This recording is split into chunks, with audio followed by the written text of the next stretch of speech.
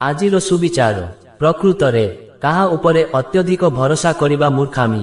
କାରଣ ଅନ୍ଧାରରେ ନିଜ ଛାଇ ବି ସାଥିରେ ରହେ ନାହିଁ। ମନେ ରଖନ୍ତୁ, ଘଡ଼ି ଖରାପ ହେଲେ ସୁଧାରିବାକୁ ବହୁତ ଲୋକ ମିଳିଯିବେ, କିନ୍ତୁ ସମୟ ଖରାପ ହେଲେ ସମୟକୁ ବଦଳାଇବା କେବଳ ନିଜ ଦ୍ୱାରା ହିଁ ସମ୍ଭବ। ଯିଏ ଭୁଲ କରନ୍ତି ନାହିଁ ସେ ଭଗବାନ। ଯିଏ ଭୁଲ କଲା ପରେ ସଂଶୋଧନ କରି ନିଅନ୍ତି ସେ ମଣିଷ। ଯିଏ ଭୁଲ କଲା ପରେ ନିଜ ଭୁଲ ସ୍ୱୀକାର ନ କରନ୍ତି ସେ ଅମଣିଷ। ଯେଉଁଠି ଚେଷ୍ଟାର ଉଚ୍ଚତା ଅଧିକ ଥାଏ ସେଇଠି ଭାଗ୍ୟ ନଇଁବାକୁ ବାଧ୍ୟ ହୋଇଥାଏ। ଚେଷ୍ଟା ଜାରି ରଖିଲେ ଦିନେ ନା ଦିନେ ଭାଗ୍ୟ ନିଶ୍ଚୟ ବଦଳିଯିବ। ଆଜିର ଏ ଦୁନିଆରେ ରାଣ ନିୟମ ସବୁ ମିଛ ହୋଇଥାଏ, କାରଣ ସେ ହିଁ ସବୁଠୁ ଅଧିକ ରାଣ ଖାଇଥାଏ। ଯିଏ ସବୁଠୁ ଅଧିକ ମିଛ କହୁଥାଏ। ସଫଳତା ପାଇବାକୁ ହେଲେ ସବୁବେଳେ ଏକା ଆଗକୁ ବଢିବାକୁ ହୁଏ। ସଫଳ ହେଲା ପରେ ଲୋକେ ଆପେ ଆପେ ତୁମ ପଛରେ ଆସିବେ। ଗୋଟିଏ ପ୍ରଜାପତି ପଛରେ ପଡ଼ି ଜୀବନ ନଷ୍ଟ କରିବା ଅପେକ୍ଷା ନିଜ ଜୀବନକୁ ଏକ ସୁନ୍ଦର ବଗିଚାଟେ ଗଢ଼ି ତୋଳ।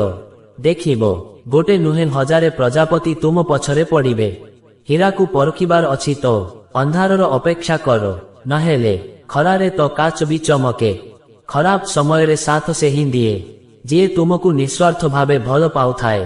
କେବେ ବି ଭଗବାନଙ୍କ ଉପରୁ ଭରସା ହରେଇବ ନାହିଁ, କାରଣ ତାଙ୍କ ହାତରେ ସବୁ ଅଛି।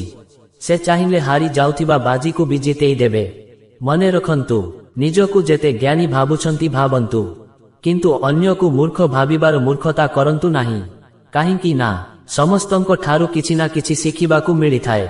ମନେ ରଖନ୍ତୁ, ଯେଉଁ ମଣିଷ ପାଖରେ ପ୍ରୟାସ, ଧୈର୍ଯ୍ୟ ଓ ସାହସ ଥାଏ ତାଙ୍କୁ ସମସ୍ୟା କେବେ ବି ପରାସ୍ତ କରିପାରେ ନାହିଁ। ମନେ ରଖନ୍ତୁ, ଦୁଃଖ ଆସିଲେ ଆଖିରୁ ଲୁହ ବୋହିଯାଏ, କାହିଁକି ନା ଦୁଃଖ ମଣିଷକୁ ଶିକ୍ଷା ଦେଇଥାଏ। ତେଣୁ ଦୁଃଖରେ ଭାଙ୍ଗି ପଡ଼ନ୍ତୁ ନାହିଁ। ମନେ ରଖନ୍ତୁ, ଷଣ୍ଢକୁ ଆଗରୁ, ଘୋଡ଼ାକୁ ପଛ ପାଖରୁ ଏବଂ ମୂର୍ଖକୁ ଯେ କୌଣସି ଦିଗରୁ ଯୋଗାଯୋଗ କରିବାକୁ ଚେଷ୍ଟା କରନ୍ତୁ ନାହିଁ। ମୂଲ୍ୟ ବସ୍ତୁର ନଥାଏ, କେବଳ ଆମର ଆବଶ୍ୟକତା ହିଁ ତାହାକୁ ମୂଲ୍ୟବାନ କରି ଦେଇଥାଏ। ମନେ ରଖନ୍ତୁ, ଯେବେ ମଣିଷ ଶାନ୍ତି ଖୋଜୁଥାଏ ବେଳେ ବେଳେ ଛୋଟ ଖୁସିଟିଏ ମଧ୍ୟ ଔଷଧ ଭଳି କାମ ଦେଇଥାଏ।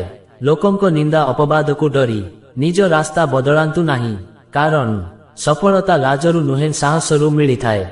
କେବେ ବି ନିଜର ସଫଳତାର ଅହଙ୍କାର ବାପା ମାଙ୍କୁ ଦେଖାନ୍ତୁ ନାହିଁ, କାରଣ ସେମାନେ ନିଜ ଜୀବନ ହାରିକି ଆପଣଙ୍କୁ ଜିତାଇଥାନ୍ତି।